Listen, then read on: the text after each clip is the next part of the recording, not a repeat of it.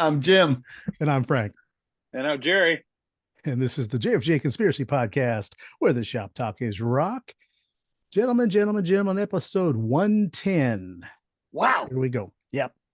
It just seems like yesterday we started this. It does. Yeah. And I think when we first started, one of our first subjects was record store day. It was a very early one. Sounds about right. Yeah. Yeah. And we passed another record store day this past Saturday. Today is April 24th, 2023, for those just tuning in. And this past Saturday was a record store day. And let's get your feelings on that, Jim. And I'll tell you where I'm at. Well, I went out to record store day. I found what I was looking for. Oh, I wanted to get this April March meets Staplin. Nice. So I found what I was looking for, and can we talk about the cost of records? Sure. That was $29 and change after tax. Yeah, is that a full LP? It's a full LP. And it's limited to 1,500 copies, I think, right? So, no, 2,000 it says. Okay. I'm number 553 out of 2,000. It's even on the website, on the Record Store Day website, it said 1,500. But okay. So I don't mind paying a little more because they're covering the cost of recording and the artwork and layout and everything else, right? But where I'm bothered is where they re-release an album. It's already been mastered. It's already been recorded. The work's been done. The work's all been done. All they're doing is repressing it and sending it out, right? And then they're charging, $38 for that. Yeah. To me, that's like a horrible cash grab. And can we talk about the record you wanted and where that ended up? Oh, sure. I was for collecting purposes only looking for the Eric Carr LP. And another one that was very difficult to find was the Macho Man Randy Savage put out a rap album. Oh yeah, I wanted that. Neither that were must anywhere be something to be found. Oh, it's hilarious. You can catch it on iTunes. I bet that was like mid 80s or something, right? It was late 80s. It's terrible. 80s, yeah. Maybe 90s. It is terrible, but again, for collectability purposes. Yeah. Now, Eric Carr, this album, they put out, what was it, 1,200 copies? Is that it? Something like that. 1,500. I'm not sure. And all it is they had already released this particular album, and it's a bunch of demos and whatnot. But now what they did is they put the Kiss makeup on him and released it as a solo album, and it was a double album with other demos and things like that. Nowhere to be found, and they were asking 38 something because it was a double LP. Which I don't think is super unreasonable for a double record prices. By today's prices, right? And they did a whole new cover, right? It's 2 records, colored vinyl. It was a nice package. Sure. I didn't break out my original Eric Carr album. I think it's a Swirl or something. Again, for collectability.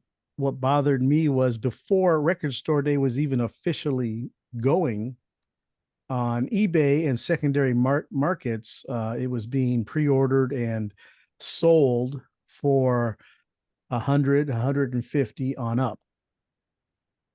I think 150 was the highest price I saw. Yeah. But why, for something like that, and Kiss collectors are nut jobs. Right. I'm speaking to one now. I'm looking at 2 of them. Yeah. Why would you do 1,500 of them? Yeah. It may even have been why wouldn't you do 3,000 of them? Right. Double that. Yeah. And make it more exclusive, Jaime. Yep. Yeah, and the reason that's exactly why they do that. And it does the record company was Rockology. Was that the small Yeah, label? that's what I saw. I just Okay. looked it up. Yeah, Rockology. Yeah. It does them no good whatsoever on the secondary market. No. So you could have put out, and you can't tell me they don't have the money to do it, because they're constantly putting out records here and there. And they could have doubled the amount of albums, and that would have sold out in no time. And that's my problem with Record Store Day. The original concept, and correct me if I'm wrong, the original concept of Record Store Day was to get the people back to the brick and mortar stores. Yes. Okay. Absolutely. I wasn't feeling great, so I didn't go out hunting. I had other commitments that I had to do. So I went to a local record store that specializes in punk rock, but they do records and Record Store Day. But in their bins for Record Store Day, they had more Target exclusives that they had picked up from wherever than they had Record Store Day albums. And they did have some obscure, they had Rob Halford's Fight, and they had some real hardcore metal for Record Store Day releases. But this go round, they had nothing. I mean, absolutely nothing of any type of value to me whatsoever. I was the first one in, and I was the first one out. And clean sweep. Yeah. Yep. So I could have ran over to Rhino Records, waited in line, but let me tell you what happened with that. I went to get a reservation for Rhino Records. I was in queue for a reservation. I made it. This is the Saturday before Record Store Day. I get online. I go to check out. It's free, but you have to check out on PayPal. And as I go to PayPal, it says, "Oh, we're sorry, we just sold out." So it went to the next time slot. The next is from 10 to 11 in 15-minute intervals. For 3 hours, I sat there and just, sold out. Oh, you just missed it. Sold out. Sorry, we're soured me on playing that eBay game. Oh, yeah. Sorry, you just got outbid with 5 seconds left. Yeah. And you've probably experienced this.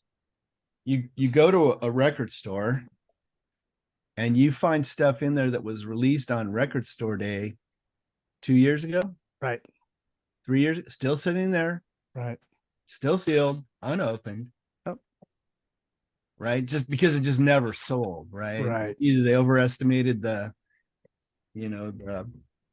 demand or whatever. And I reached out to somebody that we all know and asked them a little bit about like what are the margins on those records. So if you have like a $38 record, what is it costing the store? Mm-hmm. He said it's about $31 to $32. Wow. So that's a big outlay, right? And I mean, if it's Eric Carr, it's going to sell out, right? But right. How much stuff do they put out money for that just sits in the shop, right? Doesn't move. I think that's really much harder on record stores, is to have unsold product just sitting there. Sure. And maybe that's why some of the independents only make 1,200 copies or I was going to say copies. that, Frank. Maybe that's why they only print so many. Better to sell out than have products sitting. To your guys' point, Eric Carr, is going to blow off the shelf. Yeah, because of the Kiss fanatics. Right? Kiss fan, sure. Absolutely, yeah. Absolutely. That one doesn't make sense to me. No. No. Now, I've been soured on Record Store Day because I've gone a few times, and there's a rabid pitch when you first get in the store. Everybody's looking for the particular album, however the store is laid out. And like Jim says, you can go to another record store and it's sitting there. Case in point was the Kim Shattuck album. Went to Rhino Records and they only let you buy one. Yeah. Okay. And that's fair because that gives everybody an opportunity. Yeah. Picked one up, but I knew Jeff wanted one. I knew Jim wanted one. I knew Soraya wanted one. Whatever. Ran over to Dr. Strange and he had 4 of them sitting there. And I said, "How many can you buy?" And he said, "How many can you afford?" So there's no continuity. Every record store is going to do things their own way. Yeah. And I don't know. I'm like Jim. I'm almost prone. I'll just wait until afterwards and hopefully a lot of these records do die down and they're still available. And if they're not, it's just not meant to be. Yeah. A lot of them are retreads. They have a couple bonus tracks or a demo here or there, or something like that. Yeah. Nothing that's going to make or break a record collection. But that you should have some kind of extra selling point on it, right? Yes. It's kind of what I'm getting at. If you're just re-releasing the record on different color, right? It's kind of like, so what? Yeah. I would much rather, and I say this all the time, right? Every day is record store day. Any day is a good day to walk in there and go pick something up. Exactly. Instead of trying to jam all this in on one day a year or 2 days a year. They don't call the other one record store day, but it's right. Sure. Record store day part 2, right? But why don't they just take like Eric Carr and release 2,000 copies, and if it sells out, hey, we'll press another 2,000, right? Yeah. Whatever demand is, right? Right. Yeah. I remember a buddy of mine saying, like, look, don't be pissed off that this stuff gets bootlegged when you're only releasing 2,000 copies. Yeah. Right? Make it widely available. Otherwise, people are just going to go get it wherever. Yeah. And that only hurts the artist. It only hurts the artist. The record company, that's on them. But I don't know. I already told Melanie, like, you guys need to repress that Cooley 7-inch. That one sold out. The first one? sold out. So why not do a second pressing? It's not gonna hurt. There you go. Right. Well, I'll tell you what. Let's seg that into a mail call, shall we? Okay. Let's do. Of all the cool stuff that you do see or you think is available on Record Store Day, there's record companies like Cleopatra and a few others that are putting out some ultra cool stuff all the time. Case in point, Anne Margaret, she has a new album out. Nice. What? Yes. And listen to, first of all, you want to talk about cool. I had her poster, by the way, back in the Coke nice. Bottle Blue. Woo, that looks good.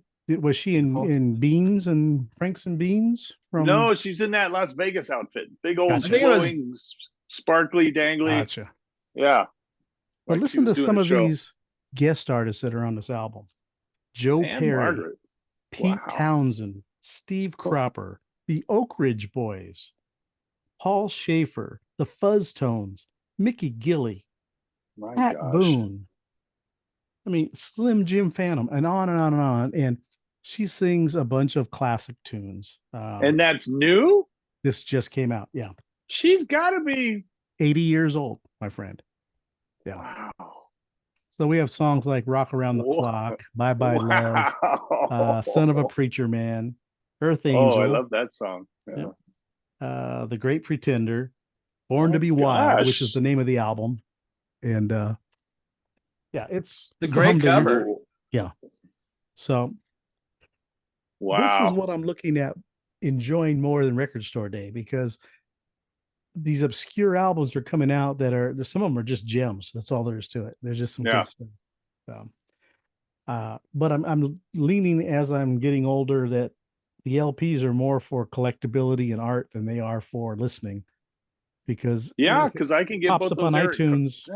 I can take it with me. I can't take my record down the street with me. I can get both those Eric Carr albums for $9.99 each. One's Rockology and the other one's Unfinished Business. Right. $9.99 each. That's sad. That's just sad. Yeah, The other thing that I want to talk about, and I was telling you, Cindy was saying, you need to bring this up to the guys, because she says you need to let them know that you're human. And I said, I don't come off as human, but I want to tell you, I had this cold and I wasn't feeling good. I started feeling better, started getting on the treadmill. I've been walking on the treadmill, and I did maybe 45 minutes to an hour at a time, nothing major. But I was looking for things to watch and listen to and everything. I came across Netflix, and I wanted, like, Song Remains the Same, or something lively that I could enjoy. Netflix is a dud when it comes to concert films. There's nothing. Yeah, I got rid of Netflix a while ago. Yeah. Well, I watched Bruce Springsteen on Broadway. And what? let me tell you what, I will listen to him tell a story. I will listen to him play guitar and sing. I will listen to him play piano and sing. I discovered it's the band that I don't like when it comes to his songs. And not that they're not good. These story. Now, let me tell you what, he admits he admits he's a fraud. He says every song that he ever wrote, he just made up. He didn't do it. He didn't experience it. It's what he saw.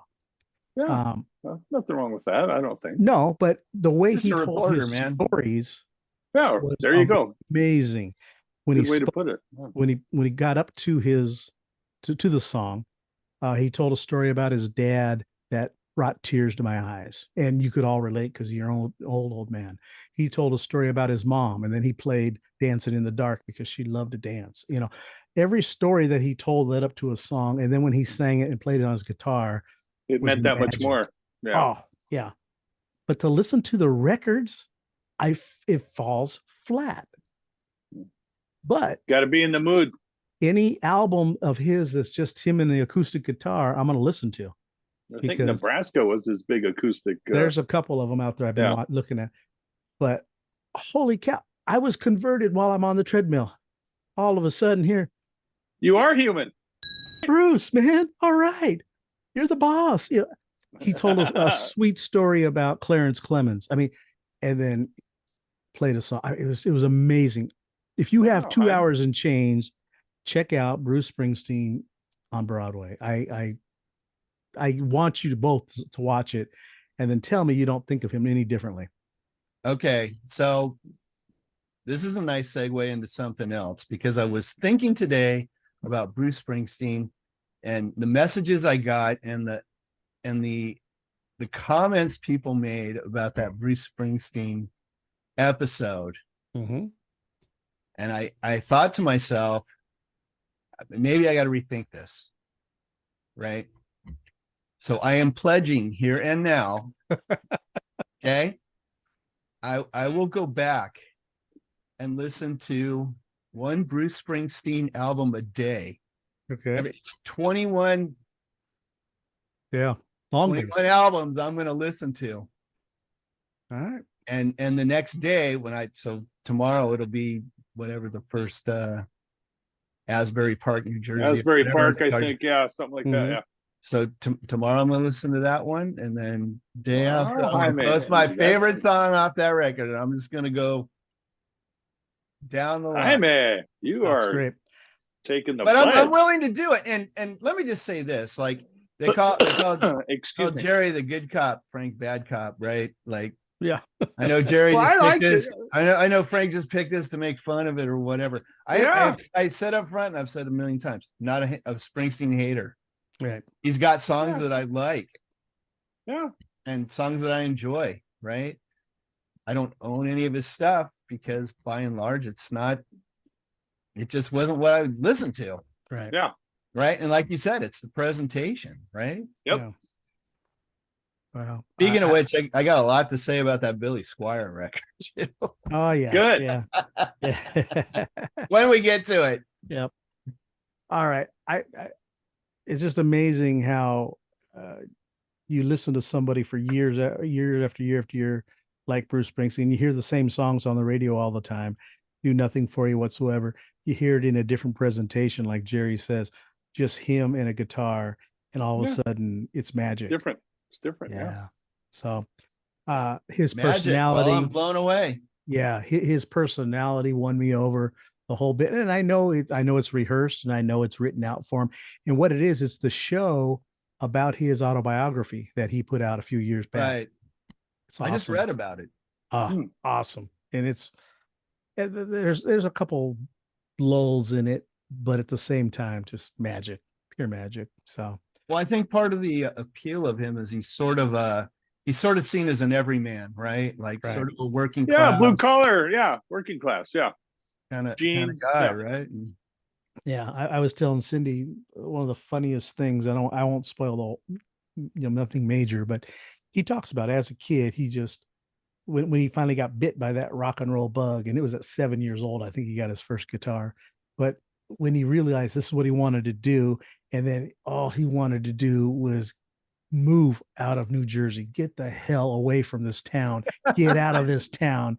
And then he said once he made it, he found himself living 10 minutes from his house that he grew up in, you know. Yeah. And that's what people do. You The know, old neighborhood. so many Yep. people. Yeah. I'm doing that right now. Yeah. Well, your I'm probably a quarter mile from where I grew up, and I've been here 30 years. vision and your priorities change when you get a little older, right? Sure. Yeah, you do. You start valuing different things. All right. Let's move on to some new music, and Let's not be abnormal about this. Jerry, go ahead. What do you got for us? Let's not be abnormal. Let's be normal. Let's be Joe Normal. Awesome pick, Frank. The artist is Joe Normal, and the album Frank's going to spin from is called Public Works, released exactly a month ago, March 24th, 23. The song Frank's going to spin is Small Town Factory. Web, JoeNormalUSA.com, all social, and YouTube is Joe Normal. And folks out in conspiracy land, just go to Bandcamp and look up Joe Normal, because the bio is epic and huge. But for time constraints, I'm gonna chip shot it. But Joe Normal is a founding member of the 90s Sunset Strip glam pop legends, the Zeros. Co-wrote the title track to Sammy Hagar's Not For Sale LP, and has even recorded with punk icon Stiv Bators. And some of the reviews are, speaking of, we're just getting off this topic, is similar to Springsteen and Westerberg. Joe is an authentic underground rocker with a storyteller heart. Blue collar superhero is other reviews of him. Written, performed, produced by Joe Normal. Recorded and mixed at Rock and Roller Studio, Montecito Music and Media. Engineered and mixed by Billy Burke. And again, Joe Normal. From the album Public Works. And please, folks out in Conspiracy Land, go to Bandcamp and look up Joe Normal. It's a huge bio, and it's fantastic. But yeah, Frank, spin Small Town Factory by Joe Normal. Oh, excuse me, from Elizabeth, New Jersey. Isn't that amazing? Almost, yeah.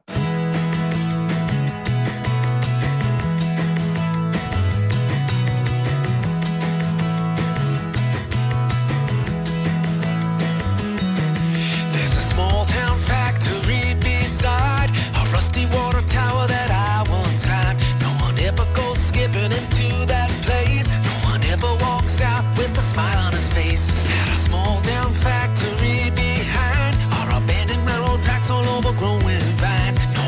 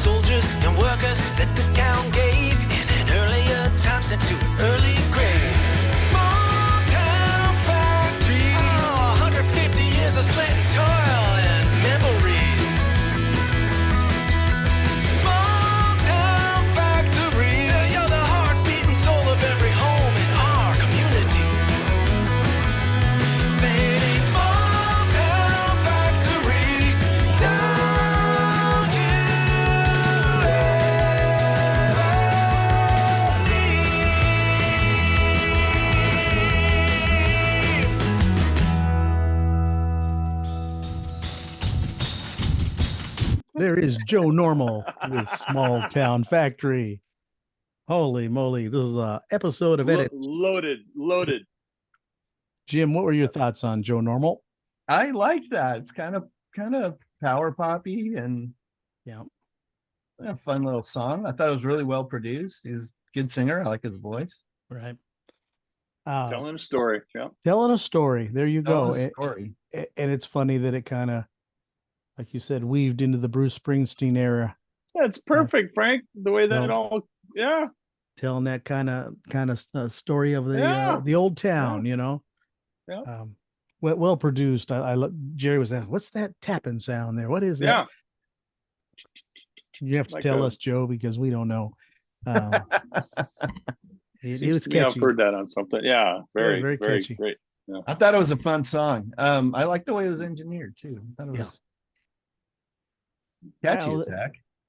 Like Jerry says, check him out on Bandcamp. He's got a very long and but it's very interesting. Yes, and for time constraints, Joe Normal, sorry, but I tried to put out the quickest stuff. But yeah, folks out in Conspiracy Land, Bandcamp, Joe Normal, huge bio, and it's very interesting. This guy is no slouch. Right. He knows his business. So Joe Normal, folks. Yeah. When you said Joe Normal, I was like, Joe Normal. Why do I know that name? Why do I know that? Yeah. Snoopy. And then you said the Zeros. Yeah. I was like, oh, okay. Zeros. Yeah. I never saw the Zeros, but man, they had the best, some of the best advertising in BAM magazine. Yeah, BAM.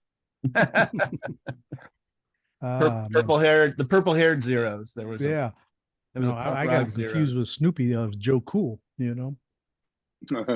Oh, not the same thing. Not the same guy. Yeah. I got Joe Normal's probably pretty cool dude though. Yeah, absolutely. He's again, he's definitely in the no slouch box. He knows what's up. He has for a while. He even, guys, if I may, there's an album of his called Joe Normal Does John Lennon.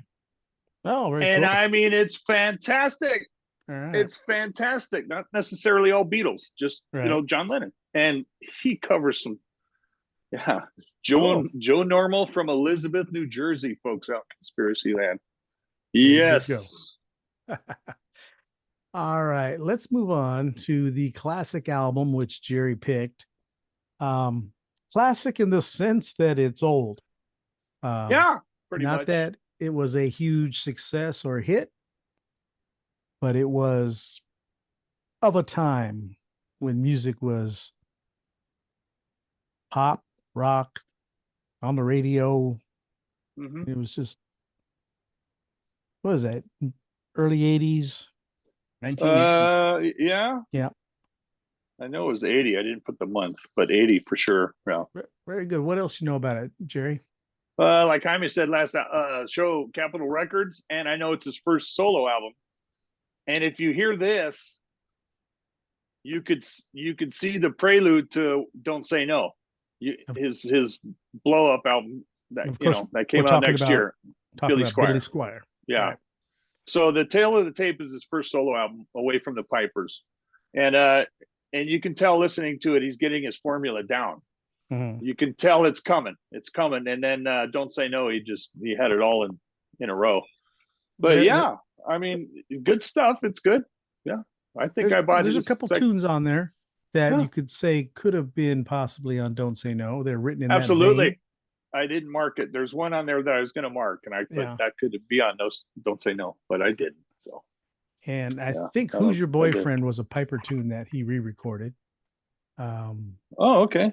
I think that's the one. I knew there was at least one. Oh, good. I picked that for one of you guys. And I think Piper was pretty much his band, but it's still a band that he didn't particularly care for the people that were in it. That because he was destined to be a solo artist. Yeah, you can tell. Yeah, you can tell this. Yeah. But Jim, what were your feelings on Tail of the Tape? It's not Born to Run. No. I had a hard time latching on to anything on this record. Right. And let me tell you something, Homeboy does not know how to end a song. Why are those outros going 2 minutes long? You got a 5-minute song, 2 minutes. 2 minutes of an outro. That's unacceptable. Could have finished the song in under 3 minutes, Billy. And he had a couple of those. Yeah. And I'm like, for crying out loud, dude. He Fade likes it to out, something. repeat and repeat It's and done. repeat. It's done. What are you doing? It wasn't making the song any better. It's just making it longer. Yeah, I It think was that's just making it longer. right. You're absolutely right. We got 30 minutes left of tape. What are we gonna do? Play that 2-minute I don't know. outro. Just keep going. Just keep going. Yep. Holy cat. Production wise, Jim, did you feel you could tell where like say Don't Say No was coming from? I don't know. I think he got better as he went. Let's put it that way. I think his songwriting I'd agree with that. Yeah. got better. I think the production obviously got better. I didn't care for the production on this too much. Let me put it to you this way. Think of the first 3 Studio Kiss albums. Yeah. Okay. Good point. And then you go to Alive. Right. Billy Squier was the same way as a live performer. And I've seen him several times. Never a disappointment. Lots and lots of energy. And those fade outs are always wild solos and stuff like that in concert. You know, it's always something going on. Yeah. But Well, I can tell you this. Right before the show, Gail and I were talking about Billy Squier, and she said, like, I think I only know like one of his songs. right. I said, it's probably Rock Me Tonight. So I put on the video. She's like, oh yeah, that's it. That's what Let me ruined just him. say this. Homeboy cannot dance. No. He cannot dance. Zero No, rhythm don't when it dance. comes to that. No, don't dance. I don't think that was the point of And the video band looked anyways. terrible. They're all dancing and pulling their shirts off. And I'm like, Yeah. I remember Yeah, when I I saw want- that video when it first came out, and I was like, holy cat, dude. I did what too, are Jaime. you doing? Even back then, I go, what the hell is Yeah. pink satin? No Billy! excuses. Well, he was Pink at guitar, And, pink shirt. and he looks a little, his dancing, Jaime. You know, he looks a little light. Looks a little light in the loafers. It's like, man, you just smashed it out of the park rocking. What are you doing? Yeah. And he was going back. Director. I think he wanted to kill the director of that video. Wow. As Yeah, much he as didn't it have killed good his things career. to say. No. Well, then the thing is, why do you do it? There's got to be Right. at some point on that set, Jaime and Frank, where you're like, what am I doing? Yeah. Well, But there's Maybe there's a they throw enough certain- money at you, and maybe they throw enough cash. It's like, we're gonna do this. Oh, okay.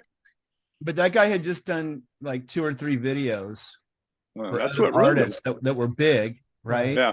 had He to was follow like him. the flavor of the month. Yeah. And Yeah, people And- say that's what ruined him. well, but when it comes to art, you're thinking like, I got to trust the process, right? This guy's the director. He's supposed to know what he's doing. And to Billy. hear Billy talk, and we're way off topic here because this whole We show are. has gone off the Yeah. wheels and the rails. we started like that. It's all I good. apologize. No, it's all good. I saw an interview with Billy Squier. He didn't think there was anything flamboyant about it. Like you said, he was trusting the process. And then when he saw the final product, he's like, I'm screwed.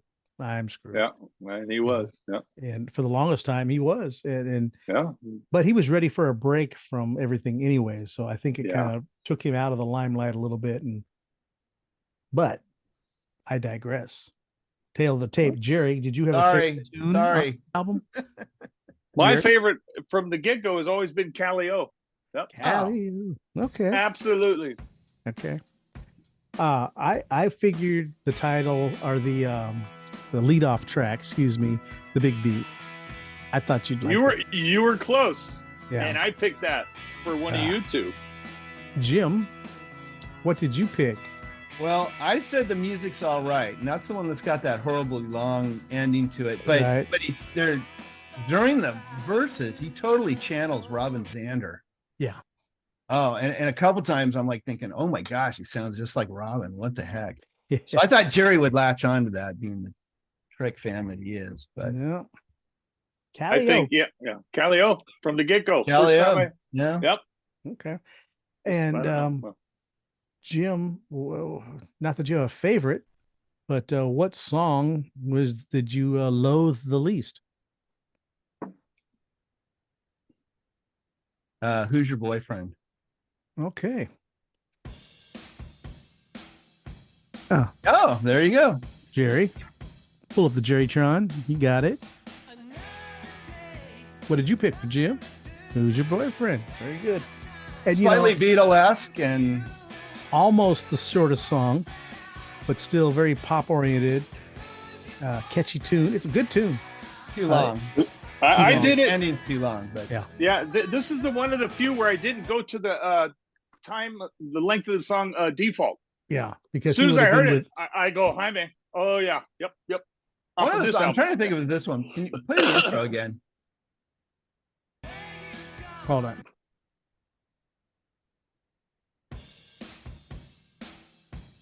No, it's not this one I was thinking. Oh yeah, that little drum part right there. Mhm. It's Shake Me, Cinderella. Oh, there you go. Yeah, pretty much. Yeah, I was like, oh, very good. now I know where Fred Coury got that. Yeah. Copping licks from Billy Squier's album. Now, Right. again, I'm partial to Billy Squier, and this is my least favorite album of his, of Piper and his solo stuff. And I liked it. I liked it better when I was younger, and I think as I've gotten older, I don't know that I like it as much. But my favorite tune is "Who Knows What Love Can Do." Aww. Yeah. And what did you pick for me there, Jerry? Let's start with you. The Big Beat. Okay. All right. Jim, what did you have to say? The Big Beat. The Big Beat. Well, and it has that big sound and that. Yeah. It's got a. I think it was the one big- song that had a video, right? It might have. Yeah, I don't recall. It didn't No, do. Is that the one the one you picked? Is that the one that's co-written by Desmond Child? It might be. Yeah, I think he's on there. Have to. He Double co-wrote check a song. that. I want to say it was that one, maybe not. Yeah. But Desmond Child's been around forever, hasn't he? Yeah. yeah. Is he still amazing. alive? I don't know. Oh. I don't know. I think He's so. he's co-written a lot of songs. Man. Yeah. So, oh well. That's I Billy never Squier. cared for his group. What were they called? Oh gosh. Googe or something like that. Yeah, I don't remember now. And it didn't take off. It was him and a couple gals. Yeah, he had a better career as a songwriter. Yeah.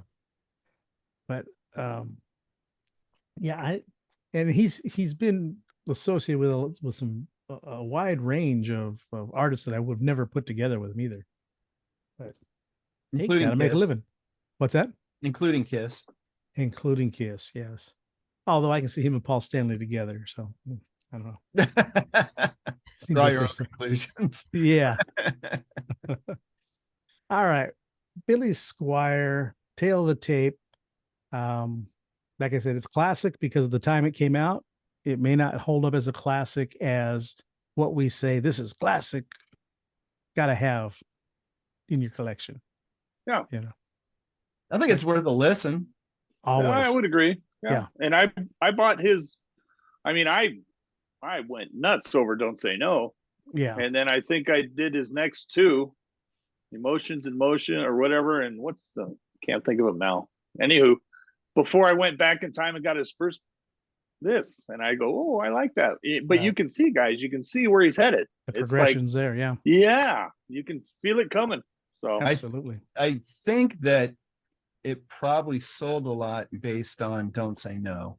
Yeah. It was a I would think rehash that it of- made me buy it, Jaime. It made Like me buy it. like 'cause of that. people I went never back, heard oh, of it. what other Yeah. stuff does he have out? Well, let's pick this Yeah. up too. Right. That's what I did, Jaime. I never heard of that. But "Don't Say No," I wore out, guys. I He had a wore lot of- that out. He had a lot of really good singles, and I Yes. didn't really hear a single on this. Yeah. Callio would be mine. There you go. If there was Very one. good. Yep.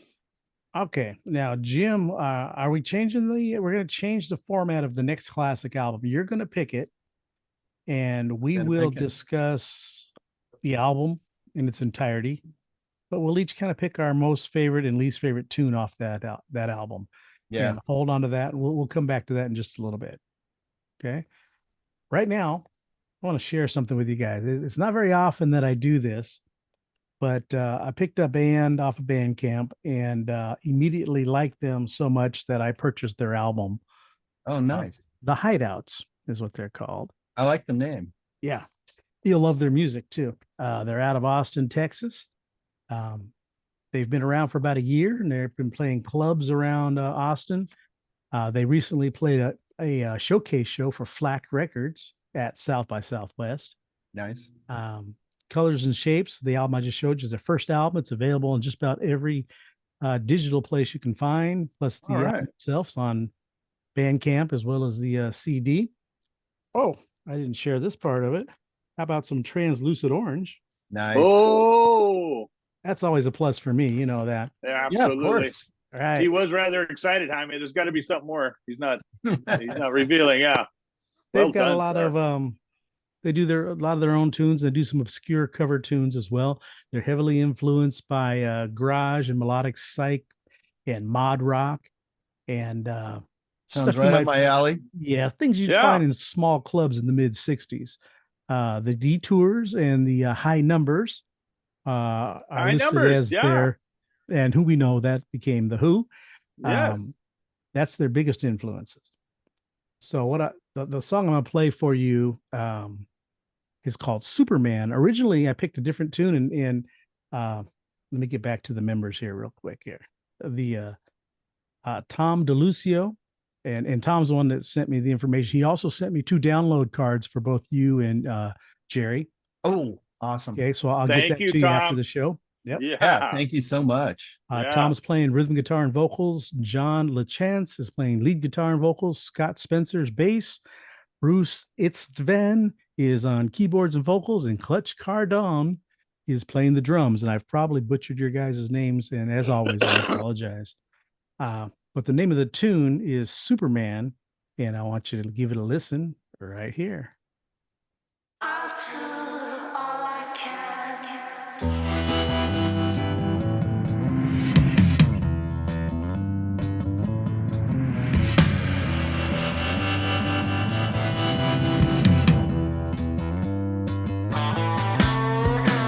Stray bullets bouncing off my chest. Gotta prove I'm stronger than the rest. I'm your Superman. I'm your Superman. You're Superman. Superman.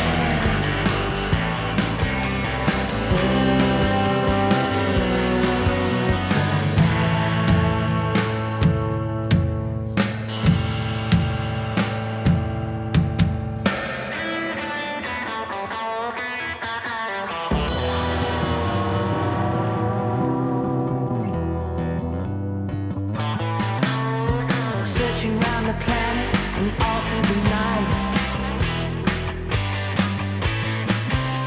The chain is made of granite, you're my kryptonite. I'm your Superman.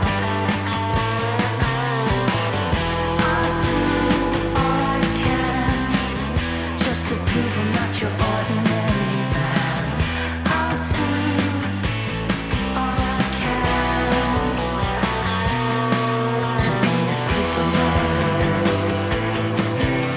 You're Superman.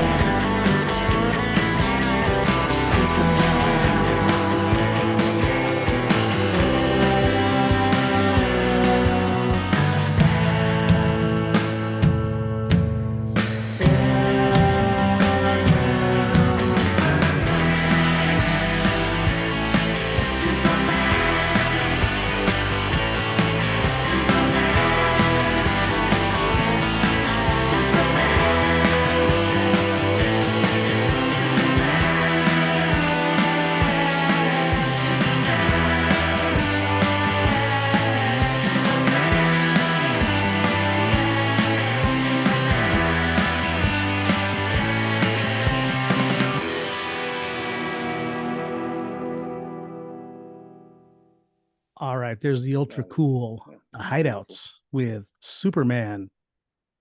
You know, before you guys say anything, I want to tell you, after I listened to this, I went back and listened to Iron Butterfly's Inagata Davida album and just kind of got into a groove of psychedelic music. Feeling inspired. I was inspired. Yes. What'd you think, Jim? You already know what I think. Yeah. And I love this. Yeah. Absolutely Fantastic. loved it. Everything about it. I love that opening line. What was it about? Stray bullets Bouncing off my chest. That That was so good. Yeah. Remember when we felt like that, guys? Heck Oh yeah. my. Yeah, Just- everything about it. I mean, the whole vibe is Yeah. Just a fun song. great. Yes. Yeah. Jerry, what are your thoughts?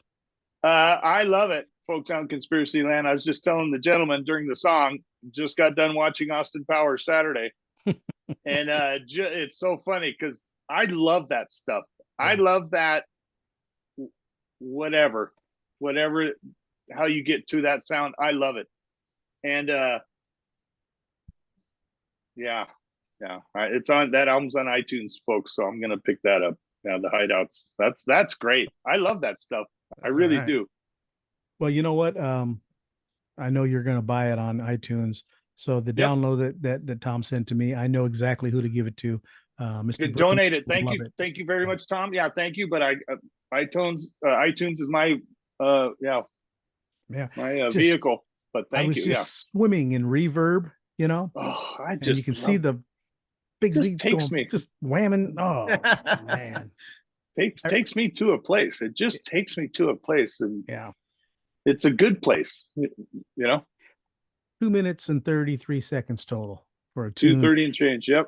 Told you everything Fantastic. you needed to know. So check them out. That's their full length LP is called Colors and Shapes. It's on iTunes, folks, for you want- Bluetooth people. Yeah. If you wanna just get the digital version, go that way. Go to Bandcamp, buy Listen the album. to it right now. Yep. CDs are out. I think they got the whole shebang. Check it out on Bandcamp, and you won't be disappointed if that's your kind of music. If you That's really, great. yeah, That is great. You can just put that on and walk away and just let it go. just let it play. Yeah. Let it play. All of it. Yep. All right. Last episode 109, we had a riff, and for time purposes, I don't even know why we're doing this, but it was. Yeah, we're way over. Because we have Lord to. have mercy. That's right. We had this as the last, and it was the Doobie Brothers. Ah. and, Take Me in Your Arms and Rock Me. Okay. Oh, So I I thought like that song. everybody likes that song. So I thought I would pick another tune that you guys know, and you'll probably know this too. I'm only going to play it once, so listen up. I'm going to turn it up for you, and check it out.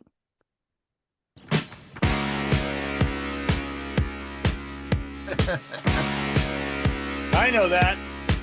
And then we're stopping right there. Yeah. I love you both so much. And so I know it. That's Okay. the second riff I have known. I figured that. Look how red Jerry is. Oh my goodness. Now, why did you particularly pick that one? I love it. You know, I was going through a bunch of songs. I went through a 70s album. That's where it came from, And folks. the first one that I could find that didn't have singing right off the bat was that one. And I was pressed for time. So I said, okay, they'll get a kick out of that. Funny. Yeah. Okay. Moving right along. Jim, what do you have for us? Okay, so this week I have somebody that we featured before, co-conspirator Nick Noon. Nick. Back. He's got a new EP out called A Jejune Affair. And just to refresh your memories, he's out of Nashville, Tennessee, does everything, Jerry. Multi-instrumentalist, singer, songwriter, producer, man of 100 hats. Anyway, so new EP out. The song we're going to listen to is called When the Chariot Calls. So go ahead and drop the needle in the groove, Frank.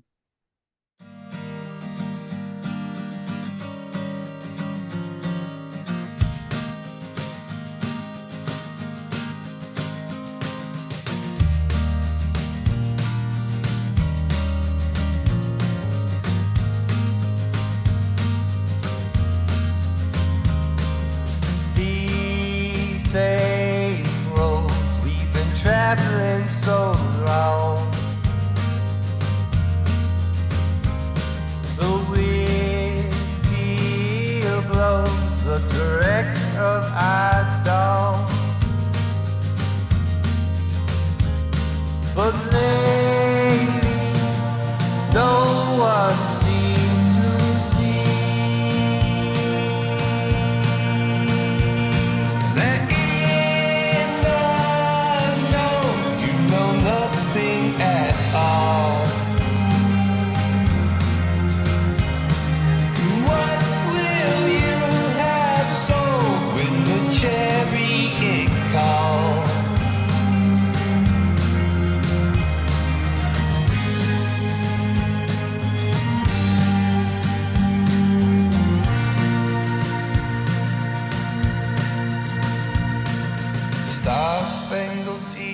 realities aren't what they used to be.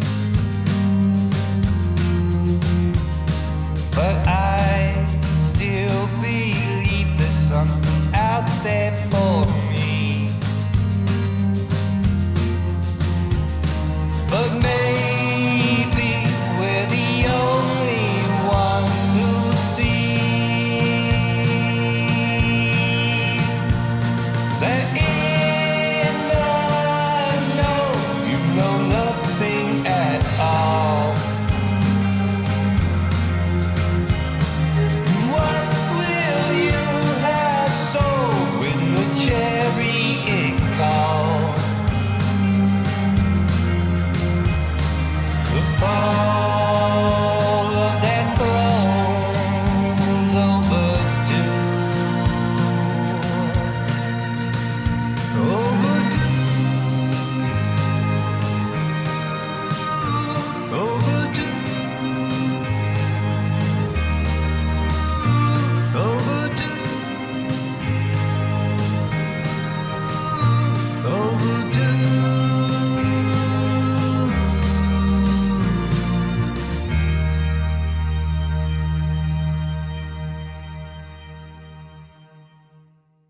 All right, there's Nick Noon in When the Chariot Calls.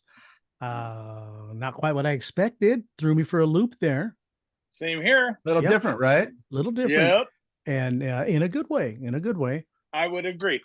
And what else, how else you feel about that, Jerry? Again, not necessarily a curveball. Jaime's an intellectual, so. Well, I mean, it's not I like when it first started. I'm like going, well, where are we going? But Mhm. lyrically and the vocals so match with the music. In other words, the music, the instruments is very simple and low key at the beginning. Very simple, no distortion, nothing. And then it really picks up, Jaime. And lyrically, that tune is charged up. So I liked it very much.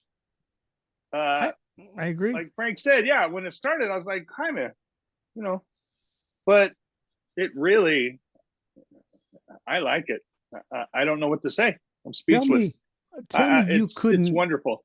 You couldn't picture it in a movie, like in a big scene when absolutely. somebody Absolutely. is getting their redemption or Absolutely. the light bulb goes on for them or whatever it could be. Yes. Because the lyrics are It's hey, Jaime, that is you know, well done, sir. What a yeah. that was a pleasant surprise. I'm never speechless, and I am now. That was fantastic. That was fantastic, Jaime. Yeah, lyrically, it just really got me, and the whole EP is really kind of pretty fantastic. Yeah. But when it started out, it had that kind of progression. I thought like, oh, this kind of reminds me of like the Sundays or something like that. And then once it got going and like the strings were in there, like, I don't know if you guys were like me. I grew up on like heavy diet AM radio, right? When I was Same here. a kid. And this kind of just takes me back to like that kind of early 70s vibe where they'd layer strings in. And Right. I could see Glenn Campbell singing this song. Sure. Absolutely. Yeah. Right? Yeah. I don't know. Great tune. Well Great done. Wow. Yeah, it's And like I said, the whole yeah. EP is great. You can go to nicknoon.net, find them on Bandcamp. 4-song EP. 2 of the songs he had already released, but he kind of collected them together with a couple other songs. This was one of the other ones, and I've put it on again today, and I was listening to it, and I was like, man, just every song on here is just so good, and I just loved how thoughtful. Maybe it's because of my age, right? I'm thinking about the Chariot Calls. I don't know, but makes you think about things. Sure enough. All right. Well, that's Nick Noon. Thanks, Nick. Yep, absolutely. Check that one out. Okay, guys. $3.96 on Bandcamp, folks. Excuse me, iTunes. The next classic album belongs to Jim. We're changing the format like we talked about. We're going to pick a favorite, a least favorite, and overview the album. Actually get into the habit of talking about the album instead of just skimming over. We're not going to try to pick each other's favorites, but hopefully get into the record a little bit more. I have one question, Mr. Delgado, Yes, sir. technical guru of the show. What do I do with the Jerrytron? We're going to find a use for that yet. You hold on. Yeah, to that, because Patreon. you have no guys I shelled out, and you I got know to you're enable still it. paying for and, it. yeah, the I app, understand. and one of the pens is running out. Okay. So okay, just We throwing that wanna- out there, folks. Yeah, we'll make sure that Yeah. it gets some good use, so that Yeah. way. Well, don't put it like that, because I know it's when you sound like that. Open up your back door, Jerry. Turn it Do up you see the sideways. trash can. Huck Mhm. it. Shine it up real good. Anyways, Jim, the next album is yours. So the next album is mine. I'm going. I kicked around a few, but I'm going with maybe the one album that's not highly produced by these guys, but I'm going with Motley Crue's debut. Oh, very good. Fast for Love. All right. Now, Jerry, you have a pretty good memory when it comes to albums we've reviewed. Have we done any Motley Crue albums that you can remember? No, I don't think so. I don't think so we have. either. We may have done a tune or two, Now, and we've discussed them a lot with the Mick Mars John 5 stuff and tracks, etc., and the fretless and the stringless bass that Nikki plays. I feel like, But I don't believe we've done an album. yeah, I feel like this was pre-taped for them. So like, yeah, they had to actually play it live. back in the day they did. Yeah. Now, are we doing the Leather Records version with Stick to Your Guns and all the other tunes that are supposed to be on there? Because the That's the only copy I have. okay. And We can do whatever. Well, there's just one tune that happens to be my favorite that's not on the Elektra version. That's why. Is Stick to Hang Your on. Guns not on the Electro version? It might be. There's another one. On with the I'm show. going I don't iTunes, know. guys. There's a longer was it Too Fast for Love had a longer intro. Yeah. But they cut the intro completely off. Whatever song is not on the Elektra version that's on the Leather Records was one of my favorites. I don't. Wow, it's not on iTunes, guys. It is. It's under something else. You go down to Oh, thank you. compilations, and you'll find it. I've listened to it on that. Yeah, because they had it. They re-released it, and I think they included all the stuff that got cut out. They released it on their own Motley Crue records. Right. Right. They added some extra tracks, and I think they actually added Toast of the Town, which may be my favorite. That may be the one I was thinking They of as peaked well. with their first 45. Yeah. Yeah, they got greatest hits deluxe, Dr. Feelgood, and Home Sweet Home. Oh, Okay. that's the single. That's I'll the find same. it for you, Jerry, and let you know. Anyways, Yeah, okay. Well, might be under something like you said, Frank. Yeah. because we're hitting the 4-hour mark now. So, Jerry, do you have anything? Yeah, I'm that, really sorry about that. Not on No, you, but not on you. it's all good because I blame myself. Yeah, but we couldn't have done this Jaime with Frank sounding like the last show. There you Let's go. play that. Let's play that. That's how smooth he sounds, man. He sounds Yeah, really I'm telling you, as soon as I heard his voice when I checked in, I said, oh boy. But folks out in conspiracy land, it's out there. We got Joe Normal, Nick Noon, and the Hideouts, Bandcamp, Spotify, Big Stir, iTunes. You know me, folks. But it's out there, folks. We appreciate your listening and watching, and give us the thumbs up, etc. But thank you, folks out in conspiracy land, so much. We love you very much, and keep rocking. All right. Okay. And Jim, what about you? I know you've got something to say. Of course. If you made it this far, smash the like button, subscribe, ring the notification bell. That way you don't miss an episode. The melodious voices of the three brothers of the JFJ Conspiracy Podcast. And go out and support independent artists, man. It doesn't have to be Record Store Day. Don't cram in for Record No. Store Day. Just go to Bandcamp or iTunes and drop a It's few there. bucks there, man. It's there, folks. It's all there. You know what's so cool? Now I'm going to add on to this. On Bandcamp, a lot of bands sell their albums, like I got the Hideouts, on their merch section of their page. Yeah. And so there are, if you're looking for vinyl, there's a lot yeah. of good vinyl out there. Yep. So, And look at the packaging. I mean, that Hideouts record looks beautiful, right? Oh, translucent orange. It's beautiful. Now It's that's the beautiful. one thing I miss with iTunes, folks. Like you guys, when Frank and Jaime hold up them albums, I just go, ooh. But then, my paranoia kicks in. I want to listen to it now. Well, that's the plus to that. And what I'm It finding is I don't have as much time, even in retirement, to just sit down and listen to a record. I can throw in the earbuds sitting. and go mow the lawn. You got to go about your business with the earbuds. I highly agree. Yep. So that's plus and minus. I say now record collecting to me is now a collection. It is more than that. Yeah. Just music. It's collecting something, I'll be folding clothes and be like, what's folding clothes? Yeah. Put on, rock and roll over. There I'll you have go. this stuff done in a minute. Yeah. I like putting on an album when I'm cooking. There you go. Well, there you go. I'll throw on a record while I'm cooking. Yep. Isn't it great? Yeah, it's wonderful. All right. Okay, well then 4.5 hours. Not bad. No, we're right. We're real close, guys. We've done, like I said, just to hear you sounding normal again after over a month, right, Jaime? Yeah. At least a month. No, it's wonderful to hear you. Like I said, feeling so informed. much better too. That's the big part Good. about it. Is Good. actually getting up and looking forward to doing something. That's what helps so much. Yeah. But anyways, Jim, if there's nothing else that you can think of, why don't you take us on home? Yeah, the shop is closed.